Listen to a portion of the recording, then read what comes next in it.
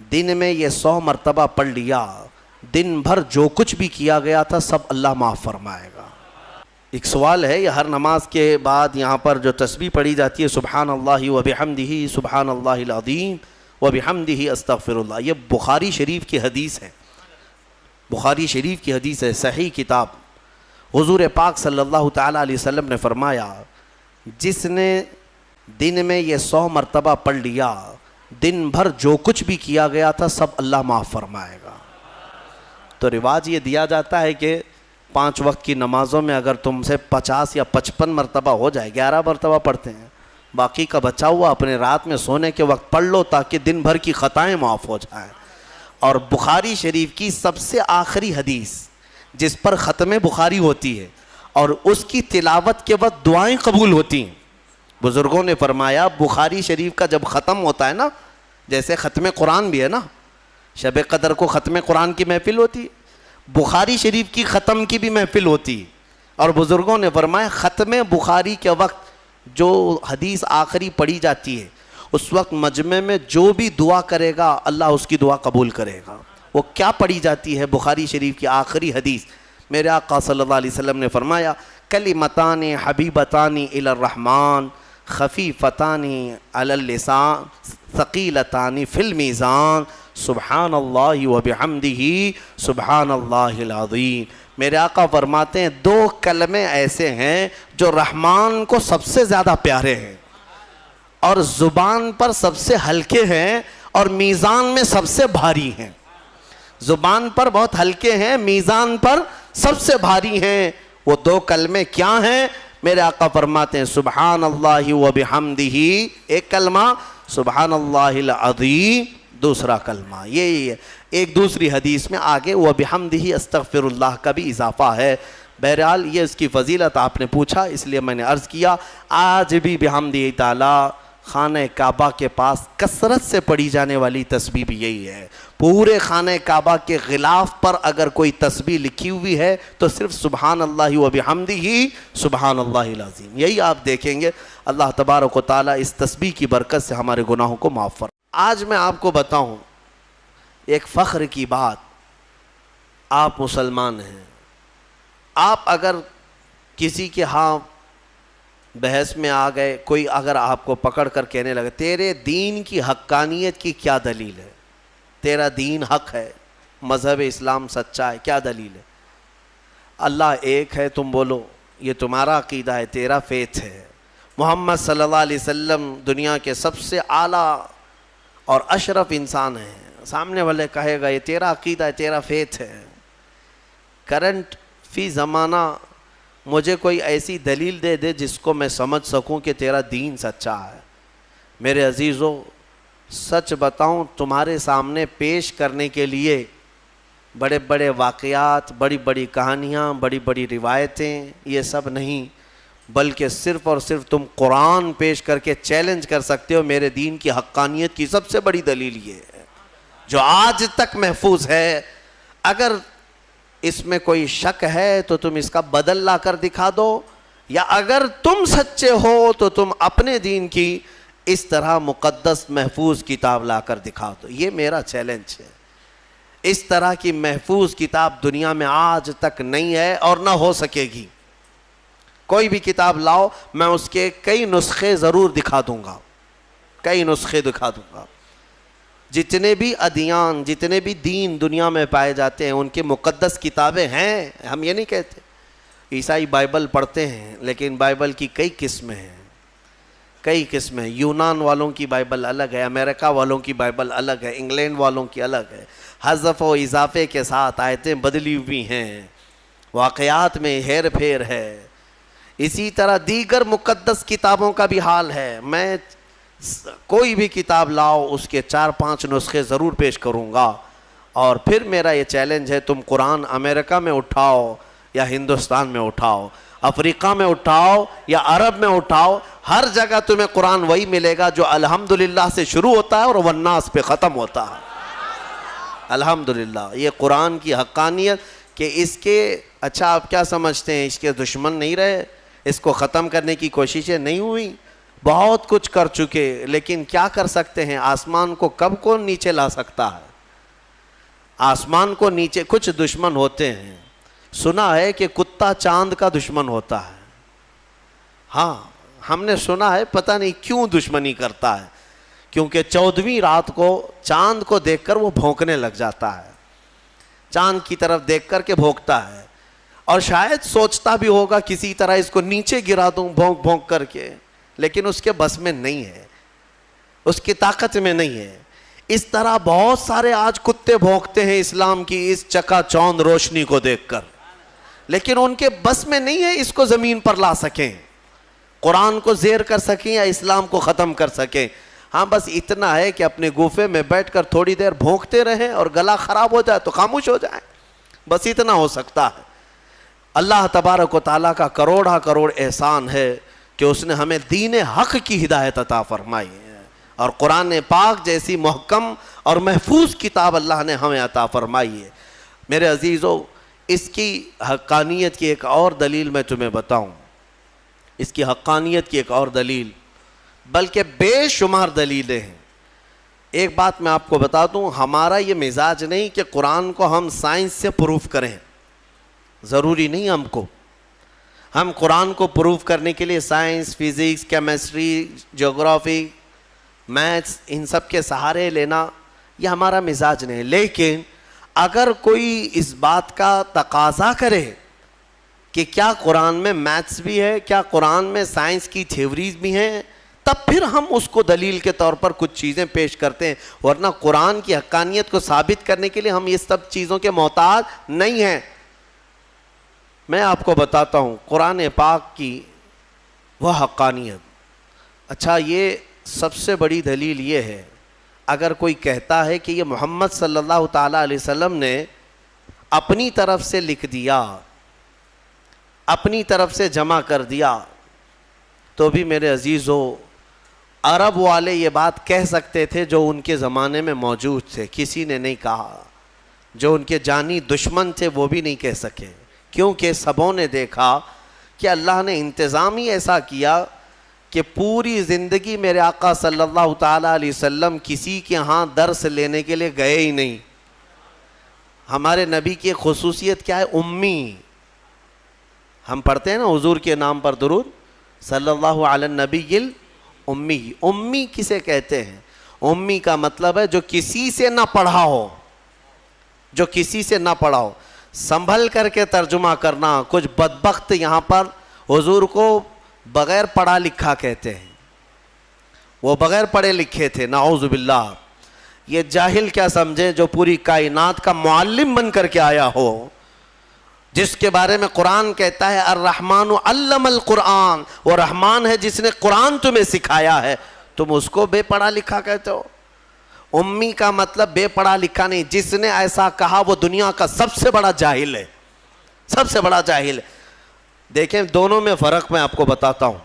ایک بغیر بے پڑھا لکھا جس کو ان پڑھ کہتے ہیں آپ، ایک ہے جو سب جانتا ہے لیکن کسی سے پڑھا نہیں ہے. دونوں میں فرق ہے کہ نہیں ہے؟ ہاں، جس کے دل میں کوڑ ہے، جس کے دل میں بغض اور عداوت ہے، وہ امی کا ترجمہ ان پڑھ کرتا ہے. ان پڑھ کے ذریعے سے معاذ اللہ رب العالمین جس نے ایسا کہا، حضور پاک صلی اللہ تعالیٰ علیہ وسلم کی شان میں اس نے تنقیص کیا، حضور کی توہین کیا، میرے آقا صلی اللہ تعالیٰ علیہ وسلم کی اس نے گستاخی کیا. اور ہم نے یہاں پر سنا بھی تھا، ہماری شہر میں کوئی ایسا ماڈرن آدمی آیا جو یہ کہنے لگا کہ حضور کو لکھنا نہیں آتا تھا. ظالم، تو نے لکھنا کہاں سے سیکھا؟ جس رسول نے مدینے کے اندر صرف 10 سال کے اندر 80,000 لوگوں کو قلم پکڑنا سکھایا، تم ظالم اس کو کہتے ہو رسول پاک صلی اللہ علیہ وسلم کو لکھنا نہیں آتا تھا؟ نعوذ باللہ من ذالک. اگر حضور صلی اللہ تعالیٰ علیہ وسلم کو لکھنا نہیں آتا تھا تو پھر یہ قرآن لکھوایا کس نے ہے؟ قرآن لکھوایا کس نے ہے؟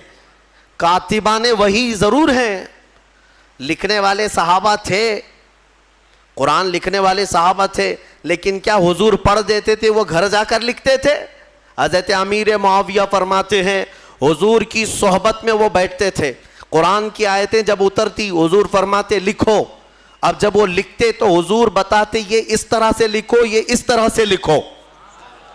آیتوں کو کہاں سے کیسے لکھا جائے میرے آقا خود تعلیم فرماتے.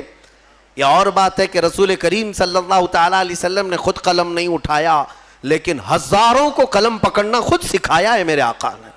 اور جو یہ کہتا ہے وہ ہمارے دل کو ٹھیس پہنچاتا ہے. اے سنی مسلمانوں، نبی پاک صلی اللہ تعالیٰ علیہ وسلم کو لکھنا نہیں آتا تھا. نعوذ باللہ من ذالک. قرآن جن کے بارے میں کہہ رہا ہے وَعَلَّمَكَ مَا لَمْ تَكُنْ تَعْلَمْ، اے رسول ہم نے آپ کو وہ سب سکھا دیا جو آپ نہیں جانتے تھے. اگر حضور لکھنا نہیں جانتے تھے تو اس آیت کے مطابق رب نے انہیں سکھایا کہ نہیں سکھایا؟ اللہ فرما رہے ہم نے وہ سب سکھا دیا. سب میں کیا کیا آیا؟ سب میں کیا کیا آیا؟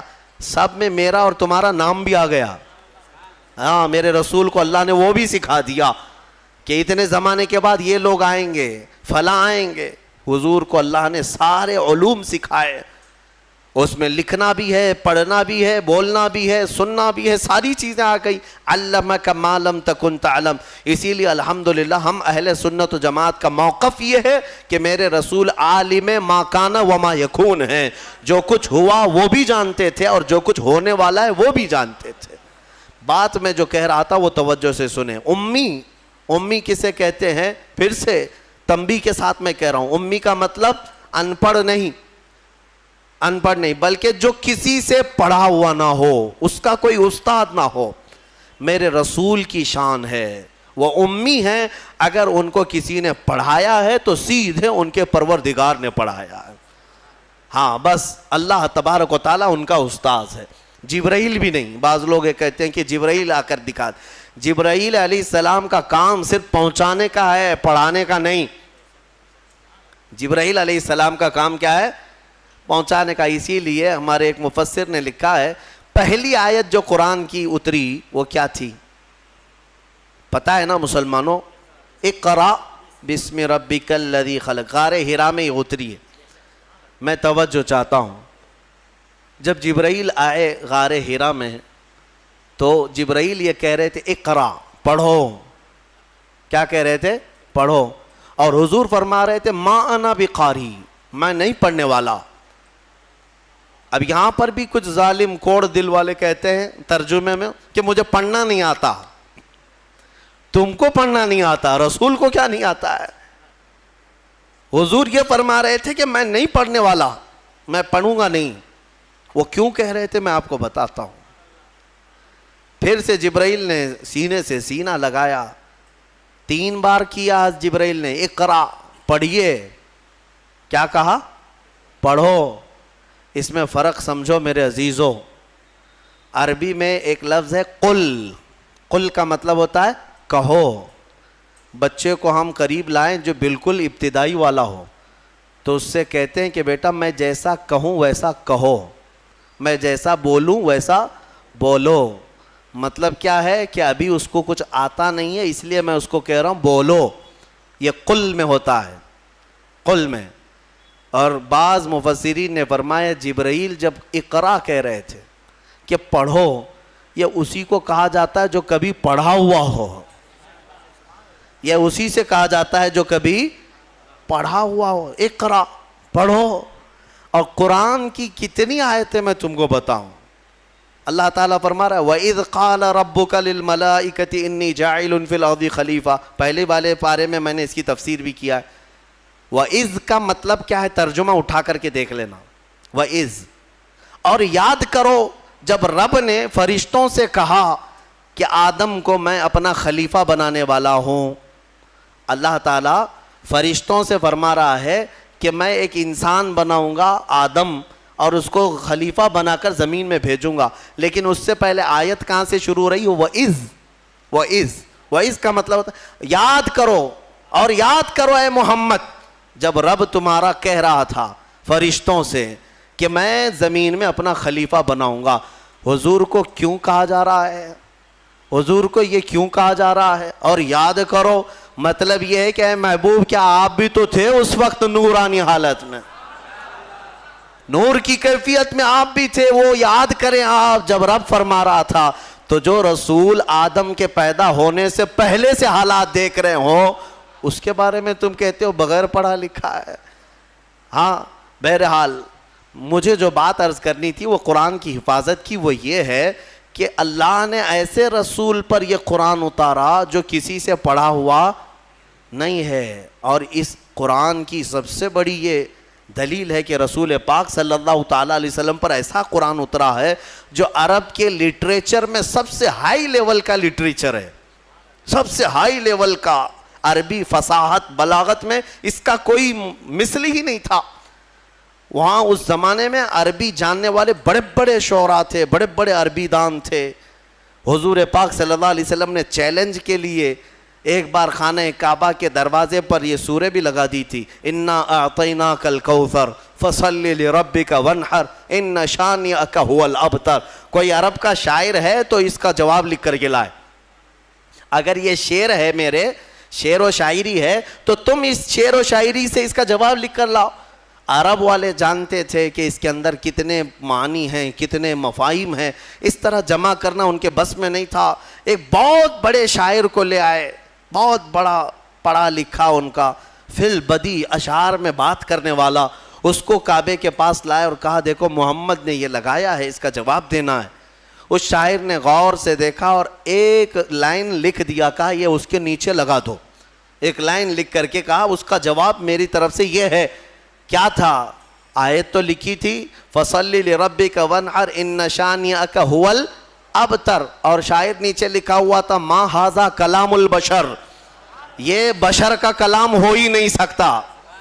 اس نے نیچے لکھ کر کے کہا اس کا جواب یہی ہے کہ یہ بشر کا کلام نہیں ہو سکتا. اس وقت کے لوگوں نے اس کے اعجاز کو سمجھ لیا تھا قرآن عظیم کو، کہ یہ محمد صلی اللہ علیہ وسلم کا اپنے پیٹ سے نکالا ہوا نہیں ہے یہ، بلکہ یہ اللہ رب العزت کی طرف سے کوئی تو ہے جو ان پر اتار رہا ہے یہ آیتیں.